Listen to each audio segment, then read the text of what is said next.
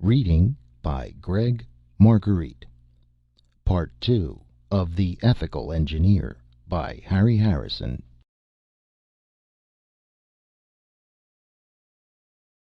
Chapter 4. It did not kill him at once, but stood staring down at him, and as the slow seconds ticked by and Jason was still alive, he forced himself to consider this menace that appeared from the blackness. "K'ivi sta'el," the creature said, and for the first time Jason realized it was human. The meaning of the question picked at the edge of his exhausted brain. He felt he could almost understand it, though he had never heard the language before. He tried to answer, but there was only a hoarse gargle from his throat. "Ven ke'en torkoi ripidu."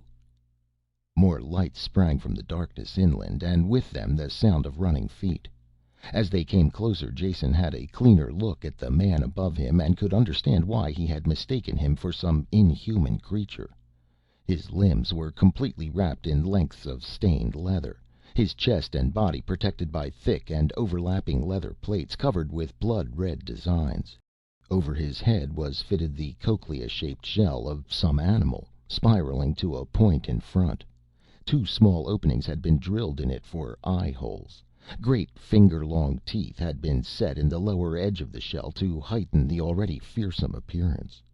The only thing at all human about the creature was the matted and filthy beard that trickled out of the shell below the teeth. There were too many other details for Jason to absorb so suddenly. Something bulky slung behind one shoulder, dark objects at the waist. A heavy club reached and prodded Jason in the ribs, but he was too close to unconsciousness to resist. A guttural command halted the torchbearers a full 5 meters from the spot where Jason lay. He wondered vaguely why the armored man had not let them approach closer, since the light from their torches barely reached this far. Everything on this planet seemed inexplicable. For a few moments Jason must have lost consciousness, because when he looked again the torch was stuck in the sand at his side, and the armored man had one of Jason's boots off and was pulling at the other. Jason could only writhe feebly, but not prevent the theft. For some reason he could not force his body to follow his will. His sense of time seemed to have altered as well, and though every second dragged heavily by, events occurred with startling rapidity.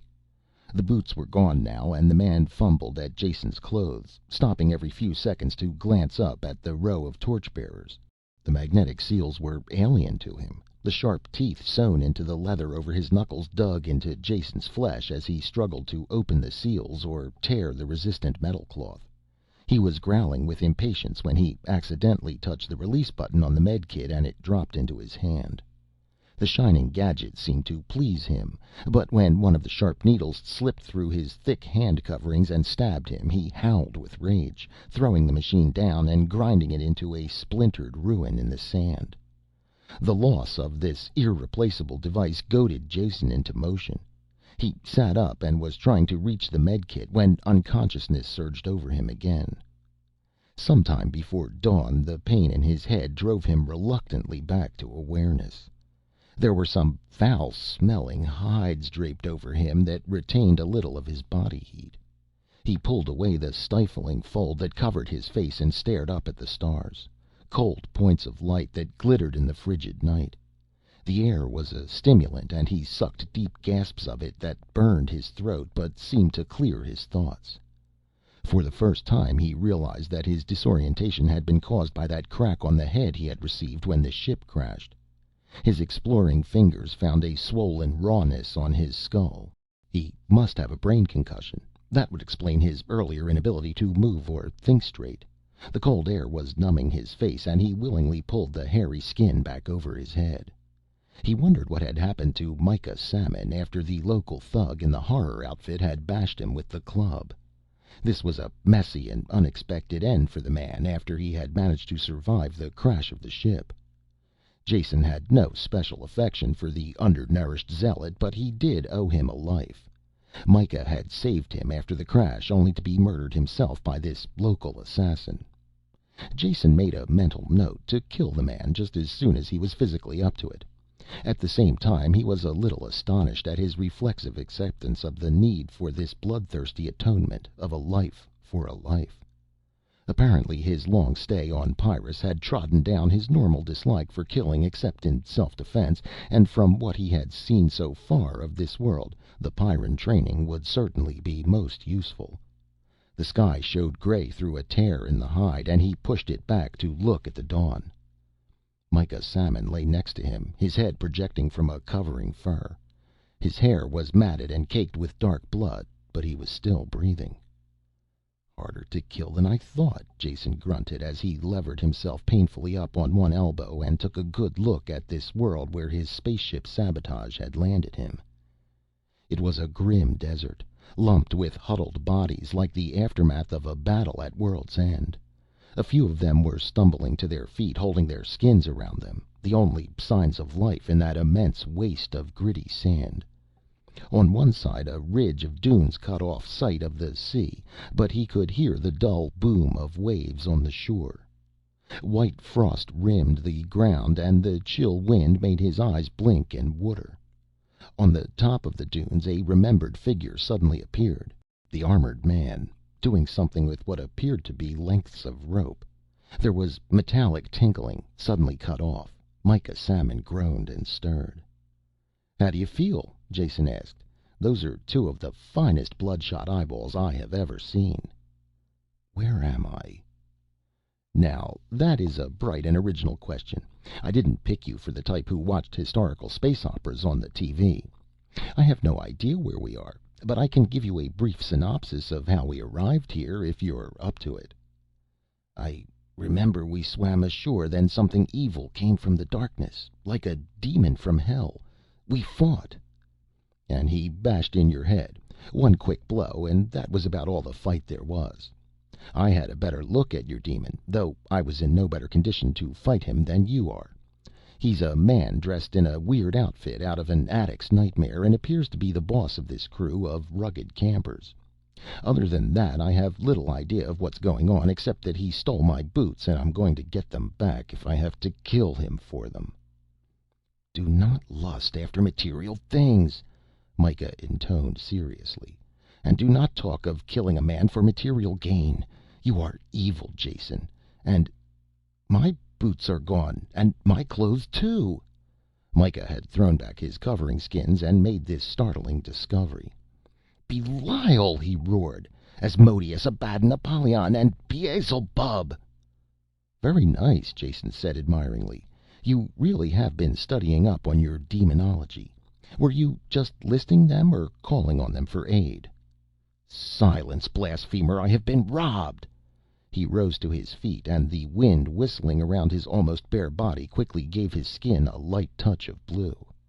"I'm going to find the evil creature that did this and force him to return what is mine." Mikah turned to leave, but Jason reached out and grabbed his ankle with a wrestling grip, twisted it, and brought the man thudding to the ground. The fall dazed him, and Jason pulled the skins back over the raw boned form. "We're even," Jason said. "You saved my life last night. Just now I saved yours. You're barehanded and wounded, while the old man of the mountain up there is a walking armory, and anyone with the personality to wear that kind of an outfit will kill you as easily as he picks his teeth. So take it easy and try to avoid trouble. There's a way out of this mess. There's a way out of every mess if you look for it, and I'm going to find it. In fact, I'm going to take a walk right now and start my research. Agreed?" A groan was his only answer, since Mikah was unconscious again, fresh blood seeping from his injured scalp. Jason stood and wrapped his hides about his body as some protection from the wind, tying the loose ends together. Then he kicked through the sand until he found a smooth rock that would fit inside his fist with just the end protruding, and thus armed made his way out through the stirring forms of the sleepers. Mikah was conscious again when Jason returned, and the sun was well above the horizon. The people were all awake now, a shuffling, scratching herd of about 30 men, women, and children. They were identical in their filth and crude skin wrappings, milling about with a random motion or sitting blankly on the ground. They showed no interest at all in the two strangers. Jason handed a tarred leather cup to Mikah and squatted next to him. "Drink that. It's water. The only thing that anyone here had to drink. I didn't find any food." He still had the stone in his hand, and while he talked he rubbed it on the sand. The end was moist and red, and some long hairs were stuck in it. "I took a good look around this camp, and there's very little more than you can see from here. Just this crowd of broken down types, a few bundles rolled in hide, and some of them are carrying skin water bottles. They have a simple 'me stronger' pecking order, so I pecked a bit and we can drink. Food comes next." "Who are they? What are we doing?" Mikah asked, mumbling a little, obviously still suffering the after effects of the blow. Jason looked at the contused skull and decided not to touch it. The wound had bled freely and clotted. Washing it off with the highly dubious water would accomplish little and might add infection to their other troubles. "I'm only sure of one thing," Jason said. "They're slaves. I don't know why they are here and what they are doing or where they are going, but their status is painfully clear. Ours too. Old Nasty up there on the hill is the boss. The rest of us are slaves." "Slaves?" Mikah snorted, the word penetrating through the pain in his head. "It is abominable. The slaves must be freed." "No lectures, please, and try to be realistic, even if it hurts. There are only two slaves that need freeing here, you and I. These people seem nicely adjusted to the status quo, and I see no reason to change it. I'm not starting any abolitionist campaigns until I can see my way clearly out of this mess, and I probably won't start any then either. This planet has been going on a long time without me, and will probably keep rolling along once I'm gone." "Coward! You must fight for the truth, and the truth will make you free." "I can hear those capital letters again," Jason groaned. "The only thing right now that is going to make me free is me. Which may be bad poetry, but it is still the truth. The situation here is rough, but not unbeatable. So listen and learn. The boss, his name is Ch'aka, in case you care, seems to have gone off on a hunt of some kind. He's not far away and will be back soon, so I'll try to give you the entire setup quickly." I thought I recognized the language, and I was right. It's a corrupt form of Esperanto, the language all the Terido worlds speak. This altered language, plus the fact that these people live about one step above the Stone Age culture, is pretty sure evidence that they are cut off from any contact with the rest of the galaxy, though I hope not. There may be a trading base somewhere on the planet, and if there is, we'll find it later. We have enough other things to worry about right now, but at least we can speak the language. These people have contracted and lost a lot of sounds, and even introduced a glottal stop, something that no language needs, but with a little effort the meaning can still be made out. "I do not speak Esperanto." "Then learn it. It's easy enough, even in this jumbled form. And shut up and listen. These locals are born and bred slaves, and it is all they know. There is a little squabbling in the ranks, with the bigger ones pushing the work on the weak ones when Ch'aka isn't looking, but I have that situation well in hand. Ch'aka is our big problem, and we have to find out a lot more things before we can tackle him. He is boss, fighter, father, provider, and destiny for this mob, and he seems to know his job. So try to be a good slave for a while." "Slave? I?" Mikah arched his back and tried to rise. Jason pushed him back to the ground, harder than was necessary. "Yes, you, and me too. That is the only way we are going to survive in this arrangement. Do what everyone else does, obey orders, and you stand a good chance of staying alive until we can find a way out of this tangle." Mikah's answer was drowned out in a roar from the dunes as Ch'aka returned. The slaves climbed quickly to their feet, grabbing up their bundles, and began to form a single wide-spaced line. Jason helped Mikah to stand and wrap strips of skin around his feet, then supported most of his weight as they stumbled to a place in the open formation. Once they were all in position, Ch'aka kicked the nearest one and they began walking slowly forward, looking carefully at the ground as they went. Jason had no idea of the significance of the action, but as long as he and Mikah weren't bothered, it didn't matter. He had enough work cut out for him just to keep the wounded man on his feet.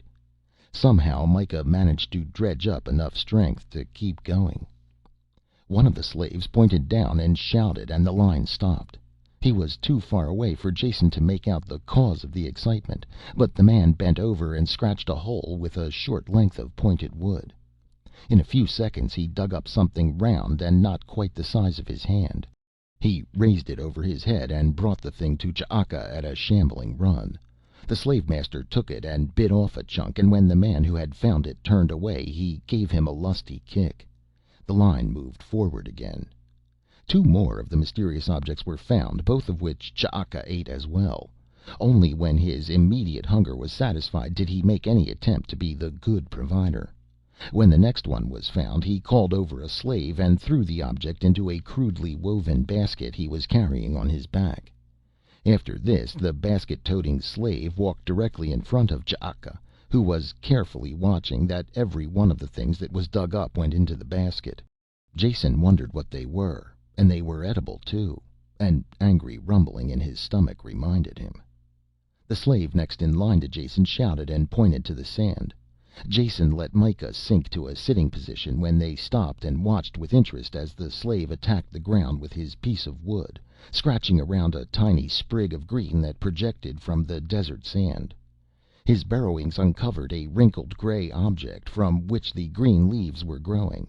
A root or tuber of some kind. It appeared as edible as a piece of stone to Jason, but obviously not to the slave, who drooled heavily and actually had the temerity to sniff the root. Ch'aka howled with anger at this, and when the slave had dropped the root into the basket with the others, he received a kick so strong that he had to limp back painfully to his position in line. Soon after this Ch'aka called a halt and the tattered slaves huddled around while he poked through the basket. He called them over one at a time and gave them one or more of the roots according to some merit system of his own. The basket was almost empty when he poked his club at Jason. "Kei nam havas vi?" he asked. "Mia namo estas Jason, mia amiko estas Mikah." Jason answered in correct Esperanto that Ch'aka seemed to understand well enough, because he grunted and dug through the contents of the basket. His masked face stared at them, and Jason could feel the impact of the unseen watching eyes. The club pointed again. "Where you come from? That you ship that burn? Sink?" "That was our ship. We come from far away." "From other side of ocean?" This was apparently the largest distance the slaver could imagine. "From the other side of the ocean, correct." Jason was in no mood to deliver a lecture on astronomy. "When do we eat?" "You a rich man in your country. Got a ship, got shoes. Now I got your shoes. You a slave here, my slave. You both my slaves." I'm your slave," Jason said resignedly, "but even slaves have to eat. Where's the food?" Ch'aka grubbed around in the basket until he found a tiny and withered root which he broke in half and threw into the sand in front of Jason. "Work hard, you get more." Jason picked up the pieces and brushed away as much of the dirt as he could. He handed one to Mikah and took a tentative bite out of the other. It was gritty with sand and tasted like slightly rancid wax. It took a distinct effort to eat the repulsive thing, but he did. Without a doubt it was food, no matter how unwholesome, and would do until something better came along. "What did you talk about?" Mikah asked, grinding his own portion between his teeth. "Just swapping lies. He thinks we're his slaves, and I agreed. But it's just temporary," Jason added as anger colored Mikah's face and he started to climb to his feet. Jason pulled him back down. "This is a strange planet. You're injured. We have no food or water and no idea at all how to survive in this place. The only thing we can do to stay alive is to go along with what Old Ugly there says. If he wants to call us slaves, fine, we're slaves." "Better to die free than to live in chains." "Will you stop the nonsense? Better to live in chains and learn how to get rid of them. That way you end up alive free rather than dead free. A much more attractive state. Now shut up and eat. We can't do anything until you're out of the walking wounded class." For the rest of the day the line of walkers plodded across the sand, and in addition to helping Mikah, Jason found two of the krenoi, the edible roots. They stopped before dusk and dropped gratefully to the sand. When the food was divided they received a slightly larger portion, as evidence perhaps of Jason's attention to the work. Both men were exhausted and fell asleep as soon as it was dark. During the following morning they had their first break from the walking routine. Their food searching always paralleled the unseen sea, and one slave walked the crest of the dunes that hid the water from sight. He must have seen something of interest, because he leaped down from the mound and waved both arms wildly. Ch'aka ran heavily to the dunes and talked with the scout, then booted the man from his presence. Jason watched with growing interest as he unwrapped the bulky package slung from his back and disclosed an efficient-looking crossbow, cocking it by winding on a built-in crank. This complicated and deadly piece of machinery seemed very much out of place with the primitive slave-holding society, and Jason wished that he could get a better look at the device. Ch'aka fumbled a quarrel from another pouch and fitted it to the bow. The slaves sat silently on the sand while their master stalked along the base of the dunes, then wormed his way over them and out of sight, creeping silently on his stomach. A few minutes later there was a scream of pain from behind the dunes, and all the slaves jumped to their feet and raced to see. Jason left Mikah where he lay and was in the first rank of observers that broke over the hillocks and onto the shore. They stopped at the usual distance and shouted compliments about the quality of the shot and what a mighty hunter Ch'aka was. Jason had to admit there was a certain truth in the claims. A large furred amphibian lay at the water's edge, the fletched end of the crossbow bolt projecting from its thick neck, and a thin stream of blood running down to mix with the surging waves. "Meat! Meat today! Ch'aka kills the Rosmaro! Ch'aka is wonderful!" "Hail Ch'aka, great provider!" Jason shouted, to get into the swing of things. "When do we eat?" The master ignored his slaves, sitting heavily on the dune until he regained his breath after the stalk. Then, after cocking the crossbow again, he stalked over to the beast and with his knife cut out the quarrel, notching it against the bowstring still dripping with blood. "Get wood for fire," he commanded. "You, Opisweni, you use the knife." Shuffling backwards, Ch'aka sat down on a hillock and pointed the crossbow at the slave who approached the kill. Ch'aka had left his knife in the animal, and Opisweni pulled it free and began to methodically flay and butcher the beast. All the time he worked he carefully kept his back turned to Ch'aka and the aimed bow. "A trusting soul, our slave driver," Jason mumbled to himself as he joined the others in searching the shore for driftwood. Ch'aka had all the weapons, as well as a constant fear of assassination. If Opisweni tried to use the knife for anything other than the intended piece of work, he would get the crossbow quarrel in the back of his head. Very efficient. Enough driftwood was found to make a sizable fire, and when Jason returned with his contribution, the Rosmaro had been hacked into large chunks. Ch'aka kicked his slaves away from the heap of wood and produced a small device from another of his sacks. Interested, Jason pushed as close as he dared into the front rank of the watching circle. Though he had never seen one of them before, the operation of the fire maker was obvious to him. A spring-loaded arm drove a fragment of stone against a piece of steel. Sparks flew out and were caught in a cup of tinder, where Ch'aka blew on them until they burst into flame. Where had the firelighter and the crossbow come from? They were evidence of a higher level of culture than that possessed by these slave-holding nomads. This was the first bit of evidence that Jason had seen that there might be more to the cultural life of this planet than they had seen since their landing. Later, while they were gorging themselves on the seared meat, he drew Mikah aside and pointed this out. "There's hope yet. These illiterate thugs never manufactured that crossbow or firelighter. We must find out where they came from and see about getting there ourselves. I had a quick look at the quarrel when Ch'aka pulled it out, and I'll swear that it was turned from steel." "This has significance?" Mikah asked, puzzled. "It means an industrial society and possible interstellar contact." "Then we must ask Ch'aka where he obtained them and leave at once. There will be authorities. We will contact them, explain the situation, obtain transportation to Cassylia. I will not place you under arrest until that time." "How considerate of you," Jason said, lifting one eyebrow. Mikah was absolutely impossible, and Jason probed at his moral armor to see if there were any weak spots. Won't you feel guilty about bringing me back to get killed? After all, we are companions in trouble, and I did save your life."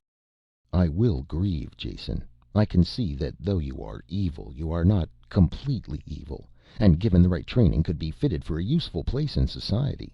But my personal grief must not be allowed to alter events. You forget that you committed a crime and must pay the penalty." Ch'aka belched cavernously inside his shell helmet and howled at his slaves. "Enough eating, you pigs. You get fat. Wrap the meat and carry it. We have light yet to look for krenoj. Move!" Once more the line was formed and began its slow pace across the desert. More of the edible roots were found, and once they stopped briefly to fill the water bags at a spring that bubbled up out of the sand. The sun dropped toward the horizon, and what little warmth it possessed was absorbed by a bank of clouds. Jason looked around and shivered, then noticed the line of dots moving on the horizon. He nudged Mikah, who still leaned heavily on him. "Looks like company coming. I wonder where they fit into the program." Pain had blurred Mikah's attention and he took no notice, and surprisingly enough neither did any of the other slaves nor Ch'aka. The dots expanded and became another row of marchers, apparently absorbed in the same task as Jason's group. They plodded forward, making a slow examination of the sand, followed behind by the solitary figure of their master. The two lines slowly approached each other, paralleling the shore.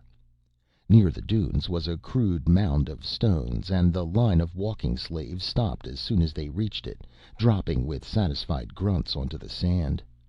The cairn was obviously a border marker, and Ch'aka walked to it and rested his foot on one of the stones, watching while the other line of slaves approached.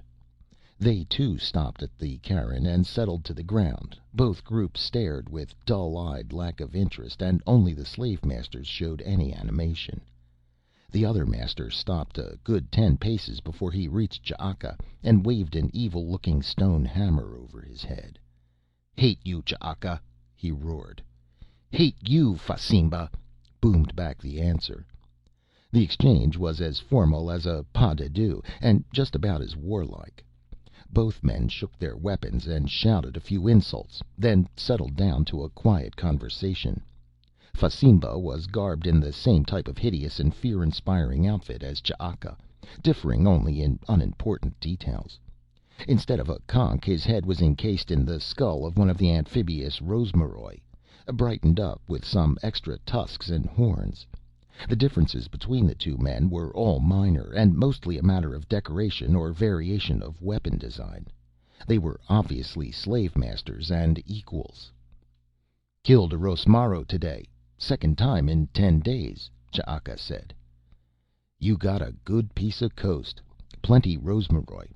Where the 2 slaves you owe me?" "I owe you 2 slaves?" "You owe me 2 slaves. Don't play like stupid. I got the iron arrows for you from the D'zertanoj. 1 slave you paid with died. You still owe another one." "I got 2 slaves for you. I got 2 slaves more I pulled out of the ocean." "You got a good piece of coast." Ch'aka walked down his line of slaves until he came to the over-bowled one he had half crippled with a kick the day before. Pulling him to his feet, he booted him toward the other mob. "Here's a good one," he said, delivering the goods with a last parting kick. "Looks skinny. Not too good." "No, all muscles. Works hard. Doesn't eat much." "You're a liar." "Hate you, Fasimba." "Hate you, Ch'aka. Where's the other one?" "Got a good one. Stranger from the ocean. He can tell you funny stories. Work hard." Jason turned in time to avoid the full force of the kick, but it was still strong enough to knock him sprawling. Before he could get up, Ch'aka had clutched Mikah Samon by the arm and dragged him across the invisible line to the other group of slaves. Fasimba stalked over to examine him, prodding him with a spiked toe. "Don't look good. Big hole on the head." "He works hard," Ch'aka said. "Hole almost healed. He very strong." "You give me new one if he dies?" Fasimba asked doubtfully. "I give you. Hate you, Fasimba. Hate you, Ch'aka." The slave herds were prodded to their feet and moved back the way they had come, and Jason shouted after Ch'aka. "Wait! Don't sell my friend. We work better together. You can get rid of someone else." The slaves gaped at this sudden outburst, and Ch'aka wheeled, raising his club. "You shut up. You're a slave. You tell me once more to do what, and I kill you." Jason shut up, since it was very obvious that this was the only thing he could do. He had a few qualms about Mikah's possible fate. If he survived the wound, he was certainly not the type to bow to the inevitabilities of slave-holding life. Yet Jason had done his best to save him, and that was that. Now Jason would think about Jason for a while. They made a brief march before dark, apparently just until the other slaves were out of sight, then stopped for the night. Jason settled himself into the lee of a mound that broke the force of the wind a bit, and unwrapped a piece of scorched meat he had salvaged from the earlier feast. It was tough and oily, but far superior to the barely edible krenoj that made up the greater part of the native diet. He chewed noisily on the bone and watched while one of the other slaves sidled over toward him. "Give me some your meat," the slave asked in a whining voice, and only when she talked did Jason realize that this was a girl. All the slaves were alike in their matted hair and skin wrappings.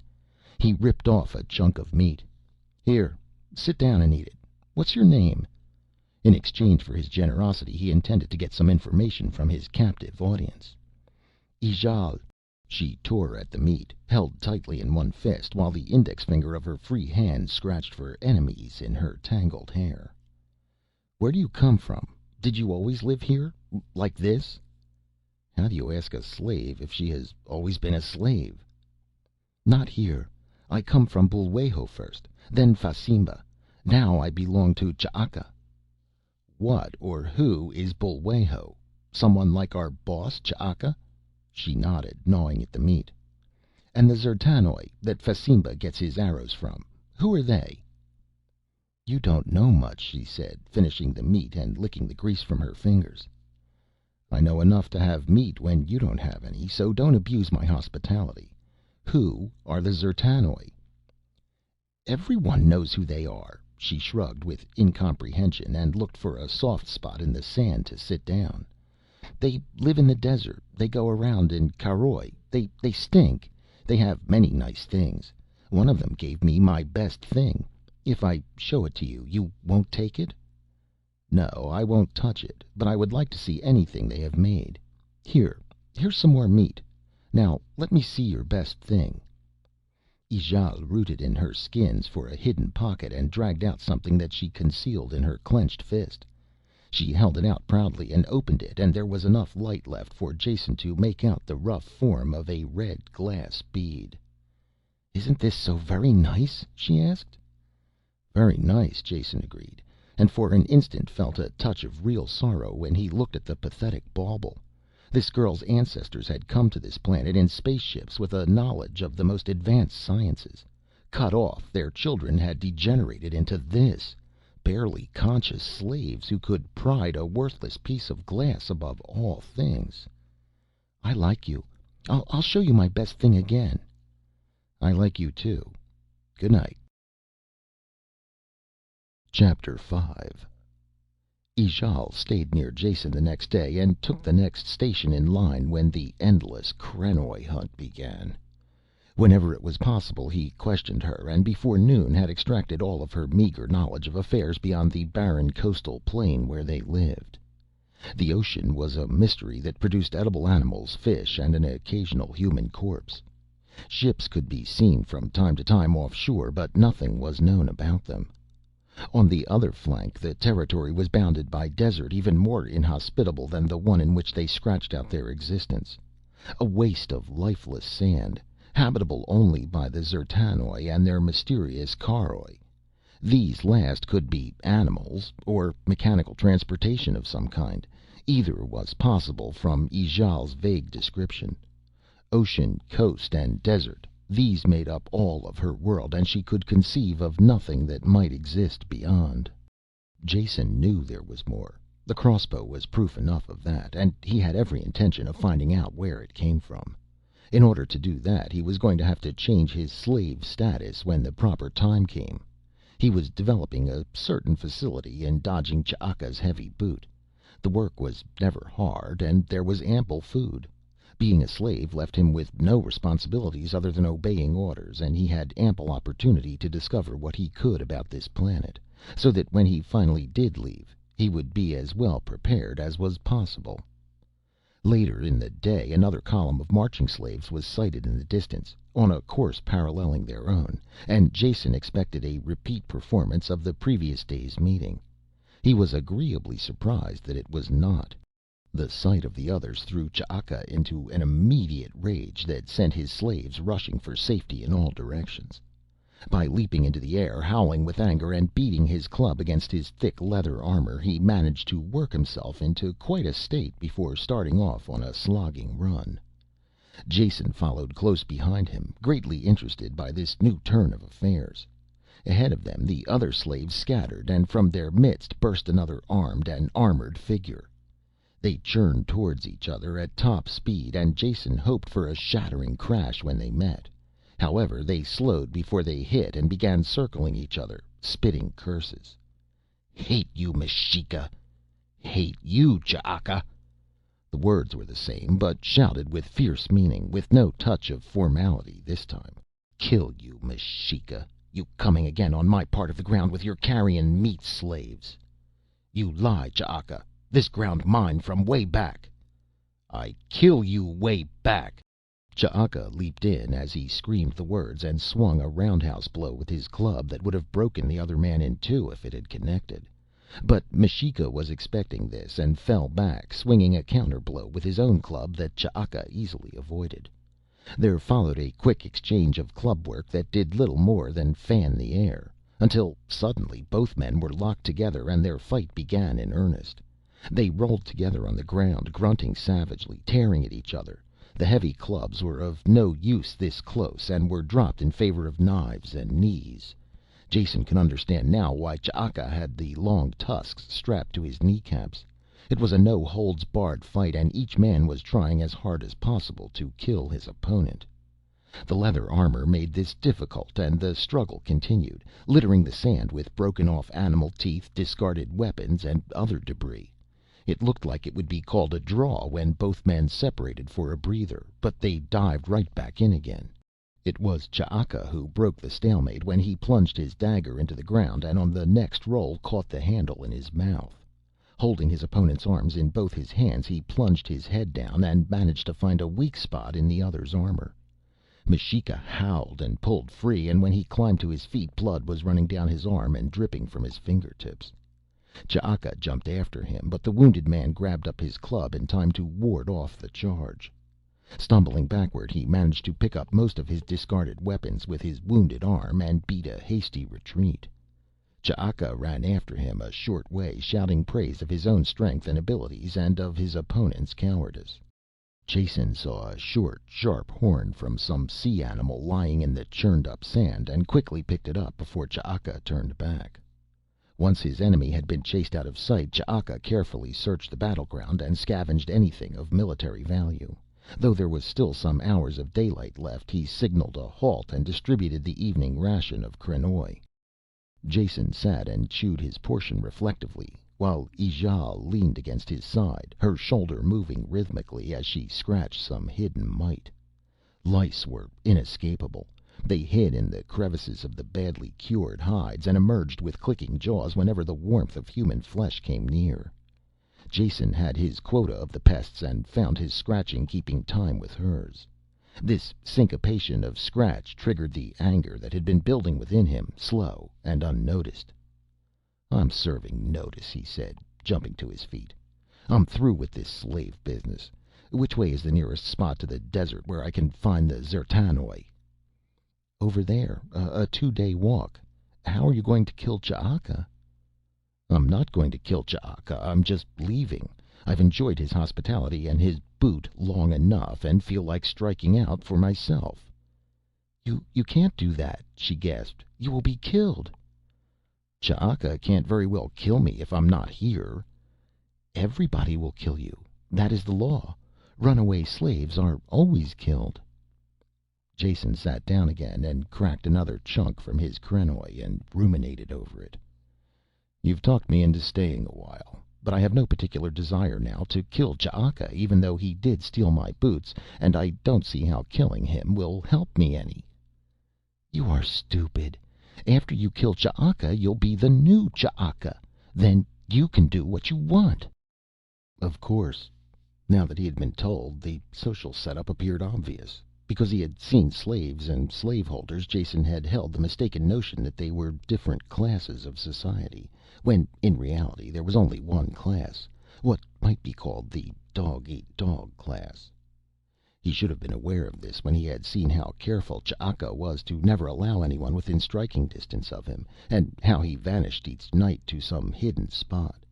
This was free enterprise with a vengeance, carried to its absolute extreme, with every man out for himself, every other man's hand turned against him, and your station in life determined by the strength of your arm and the speed of your reflexes.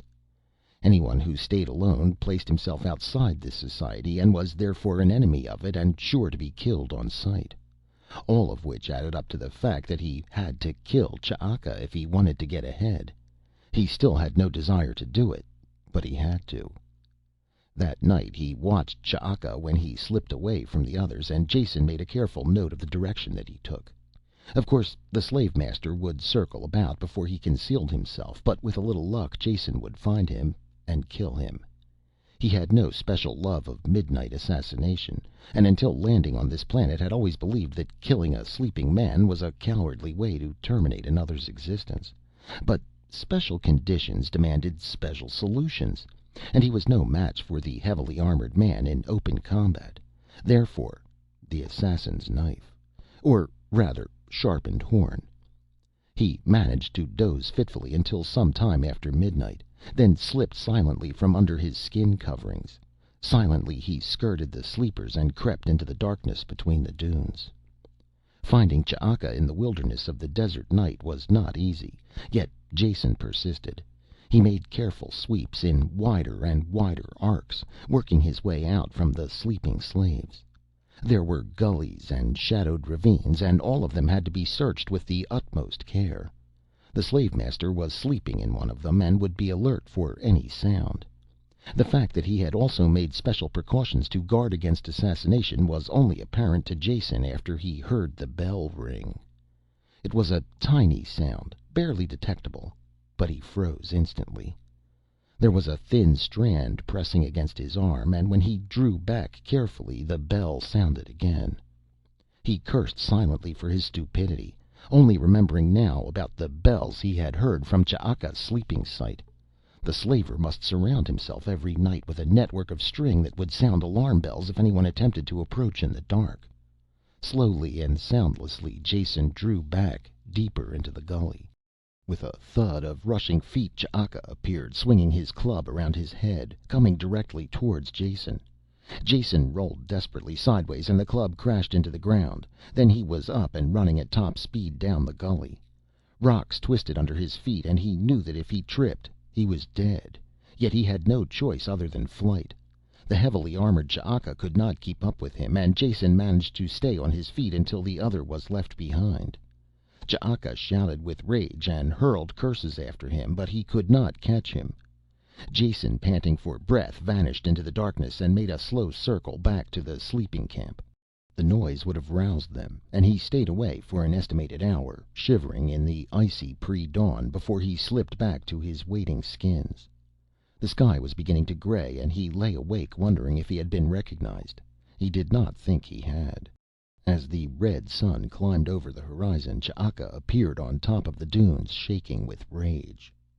"Who did it?" he screamed. "Who came in night?"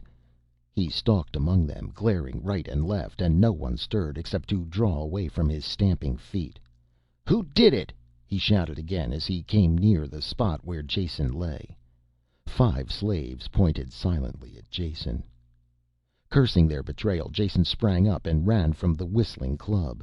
He had the sharpened horn in his hand, but he knew better than to try and stand up to Ch'aka in open combat. There had to be another way. He looked back quickly to see his enemy still following, and narrowly missed tripping over the outstretched leg of a slave. They were all against him. They were all against each other, and no man was safe from any other man's hand. He ran free of the slaves and scrambled to the top of a shifting dune, pulling himself up the steep slope by clutching at the coarse grass on the summit. He turned at the top and kicked sand into Ch'aka's face, trying to blind him, but had to run whenever the slaver swung down his crossbow and notched a steel quarrel. Ch'aka chased him again, panting heavily. Jason was tiring now, and he knew this was the best time to launch a counterattack. The slaves were out of sight, and it would be a battle only between the two of them. Scrambling up a slope of broken rock, he reversed himself suddenly and leaped back down. Ch'aka was taken by surprise and had his club only half raised when Jason was upon him, and he swung wildly. Jason ducked under the blow and used Ch'aka's momentum to help throw him as he grabbed the club arm and pulled. Face down, the armored man crashed against the stones, and Jason was straddling his back even as he fell, clutching for his chin. He lacerated his fingers on a jagged tooth necklace, then grasped the man's thick beard and pulled back. For a single long instant, before he could writhe free and roll over, Ch'aka's head was stretched back, and in that instant Jason plunged the sharp horn deep into the soft flesh of the throat. Hot blood burst over his hand, and Ch'aka shuddered horribly under him and died. Jason climbed wearily to his feet, suddenly exhausted. He was alone with his victim. The cold wind swept about them, carrying the rustling grains of sand, chilling the sweat on the body. Sighing once, he wiped his bloody hands on the sand and began to strip the corpse. Thick straps held the shell helmet over the dead man's head, and when he unknotted them and pulled it away, he saw that Ch'aka was well past middle age. There was some gray in his beard, but his scraggly hair was completely gray, his face and balding head pallid white from being concealed under the helmet. It took a long time to get the wrappings and armor off and re-tie them over himself, but it was finally done. Under the skin and claw wrappings on Ch'aka's feet were Jason's boots, filthy but undamaged, and Jason drew them on happily. When at last, after scouring it out with sand, he had strapped on the helmet, Ch'aka was reborn. The corpse on the sand was just another dead slave. Jason scraped a shallow grave, interred and covered it, then slung about with weapons, bags and crossbow, the club in his hand. He stalked back to the waiting slaves. As soon as he appeared, they scrambled to their feet and formed a line. Jason saw Ijale looking at him worriedly, trying to discover who had won the battle. "Score one for the visiting team," he called out, and she gave him a small, frightened smile and turned away. "About face all, and head back the way we came. There is a new day dawning for you slaves. I know you don't believe this yet, but there are some big changes in store." He whistled while he strolled after the line and chewed happily on the first krenoj that was found. Chapter 6. That evening they built a fire on the beach, and Jason sat with his back to the safety of the sea. He took his helmet off, the thing was giving him a headache, and called Ijale over to him. "I hear Ch'aka, I obey." She ran hurriedly over to him and flopped onto the sand. "I want to talk to you," Jason said, "and my name is Jason, not Ch'aka." "Yes, Ch'aka," she said, darting a quick glance at his exposed face, then turning away. He grumbled and pushed the basket of krenoj over to her. "I can see where it is not going to be an easy thing changing this social setup. Tell me, do you or any of the others ever have any desire to be free?" "What is free?" "Well, I suppose that answers my question. Free is what you are when you are not a slave or a slave owner. Free to go where you want and do what you want." "I wouldn't like that," she shivered. "Who would take care of me? How would I find any krenoj? It takes many people together to find krenoj. One alone would starve." "If you are free, you can combine with other free people and look for krenoj together." "That is stupid. Whoever found would eat and not share unless a master made him. I like to eat." Jason rasped his sprouting beard. "We all like to eat, but that doesn't mean we have to be slaves. But I can see that unless there are some radical changes in this environment, I am not going to have much luck in freeing anyone, and I had better take all the precautions of a Ch'aka to see that I can stay alive." He picked up his club and stalked off into the darkness, silently circling the camp until he found a good-sized knoll with smooth sides. Working by touch, he pulled the little pegs from their bag and planted them in rows, carefully laying the leather strings in their forked tops. The ends of the strings were fastened to delicately balanced steel bells that tinkled at the slightest touch. Thus protected, he lay down in the center of his warning spider web and spent a restless night, half awake, waiting tensely for the bells to ring. In the morning the march continued, and they came to the barrier cairn, and when the slaves stopped, Jason urged them past it. They did this happily, looking forward to witnessing a good fight for possession of the violated territory. Their hopes were justified when later in the day the other row of slaves was seen far off to the right, and a figure detached itself and ran toward them. "Hate you, Ch'aka!" Fasimba shouted as he ran up, only this time he meant what he said. "Coming on my ground, I kill you!" "Not yet," Jason called out, "and hate you, Fasimba. Sorry, I forgot the formalities. I don't want any of your land, and the old treaty, or whatever it is, still holds. I just want to talk to you." Fasimba stopped, but kept his stone hammer ready, very suspicious. "You got new voice, Ch'aka." "I got new Ch'aka. Old Ch'aka now pushing up the daisies. I want to trade back a slave from you, and then we'll go." "Ch'aka fight hard. You must be good fighter, Ch'aka." He shook his hammer angrily. "Not as good as me, Ch'aka." "You're the tops, Fasimba. 9 slaves out of 10 want you for a master. Look, can't we get to the point? Then I'll get my mob out of here." He looked at the row of approaching slaves, trying to pick out Mikah. "I want back the slave who had the hole in his head. I'll give you 2 slaves in trade. Your choice. What do you say to that?" "Good trade, Ch'aka. You pick one of mine. Take the best. I'll take 2 of yours. But hole in head gone. Too much trouble. Talk all the time. I got sore foot from kicking him. Got rid of him." "Did you kill him?" "Don't waste slaves. Traded him to the D'zertanoj. Got arrows. You want arrows?" "Not this time, Fasimba, but thanks for the information." He rooted around in a pouch and pulled out a krenoj. "Here, have something to eat." "Where you get poisoned krenoj?" Fasimba asked with interest. "I could use a poisoned krenoj." "This isn't poisoned. It's perfectly edible, or at least as edible as these things ever are." Fasimba laughed. "You pretty funny, Ch'aka. I give you 1 arrow for poisoned krenoj." "You're on," Jason said, throwing the krenoj to the ground between them. "But I tell you it's perfectly good." "That's what I tell man I give it to. I got good use for a poisoned krenoj." He threw an arrow into the sand away from them and grabbed up the vegetable as he left. When Jason picked up the arrow it bent, and he saw that it was rusted almost completely in 2 and that the break had been craftily covered by clay. "That's all right," he called after the retreating slaver. "Just wait until your friend eats the krenoj." The march continued, first back to the boundary cairn with the suspicious Fasimba dogging their steps. Only after Jason and his band had passed the border did the others return to their normal foraging. They began the long walk to the borders of the inland desert. Since they had to search for krenoj as they went, it took them the better part of 3 days to reach their destination. Jason merely started the line in the correct direction, but as soon as he was out of sight of the sea he had only a rough idea of the correct course. However, he did not confide his ignorance to the slaves, and they marched steadily on, along what was obviously a well-known route to them.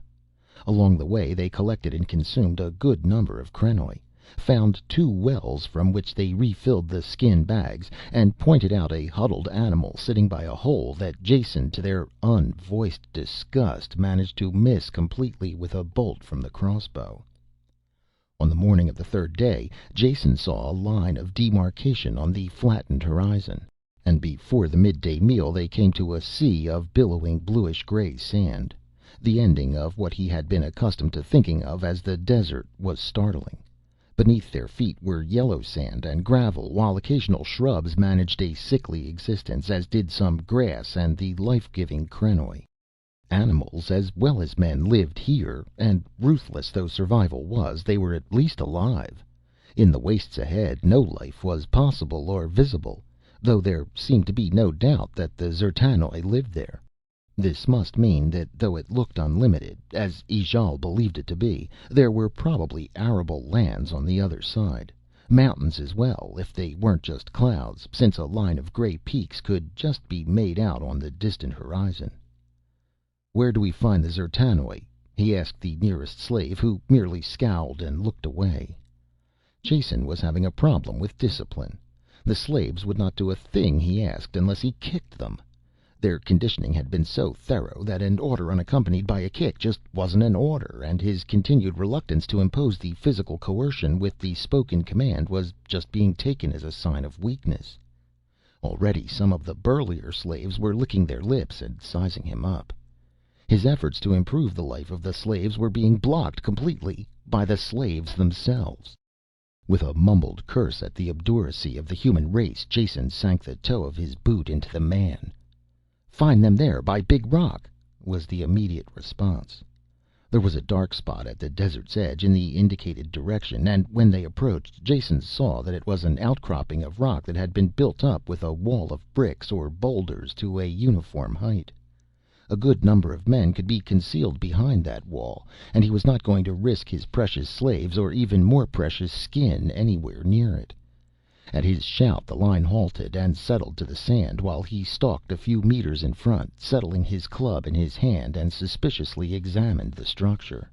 That there were unseen watchers was proven when a man appeared from around the corner and walked slowly towards Jason. He was dressed in loose-fitting robes and carried a basket on one arm, and when he had reached a point roughly halfway between Jason and the rock he had just quitted, he halted and sat cross-legged in the sand, the basket at his side. Jason looked carefully in all directions and decided the position was safe enough. There were no places of concealment where armed men might have hidden, and he had no fear of the single man. Club ready, he walked out and stopped a full 3 paces from the other. "Welcome, Ch'aka," the man said. "I was afraid we wouldn't be seeing you again after that little difficulty we had." He remained seated while he talked, stroking the few strands of his scraggly beard. His head was shaven smooth and as sunburned and leathery brown as the rest of his face, the most prominent feature of which was the magnificent prow of a nose that terminated in flaring nostrils and was used as sturdy support for a pair of handmade sunglasses. They appeared to be carved completely of bone and fit tightly to the face. Their flat, solid fronts were cut with thin, transverse slashes. This eye protection, the things could only have been for weak eyes, and the network of wrinkles indicated the man was quite old and would present no danger to Jason. "I want something," Jason said in straightforward, Ch'akish manner. "A new voice and a new Ch'aka. I bid you welcome. The old one was a dog, and I hope he died in great pain when you killed him. Now sit, friend Ch'aka, and drink with me." He carefully opened the basket and removed a stone crock and 2 crockery mugs. "Where you get poison drink?" Jason asked, remembering his local manners. The D'zertanoj was a smart one and had been able to tell instantly from Jason's voice that there had been a change in slaves. "And what is your name?" "Edipon," the ancient said, as, uninsulted, he put the drinking apparatus back into the basket. "What is it that you want? Within reason, that is. We always need slaves, and we are willing to trade." "I want slave you got. I trade you 2 for 1." The seated man smiled coldly from beneath the shelter of his nose. "It is not necessary to talk as ungrammatically as the coastal barbarians, since I can tell by your accent that you are a man of education. What slave is it that you want?"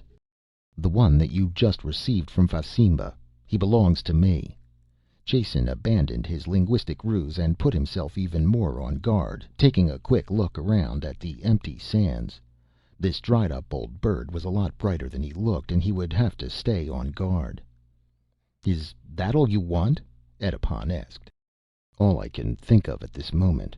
You produce this slave and perhaps we can talk more business." "I have an even better idea than that."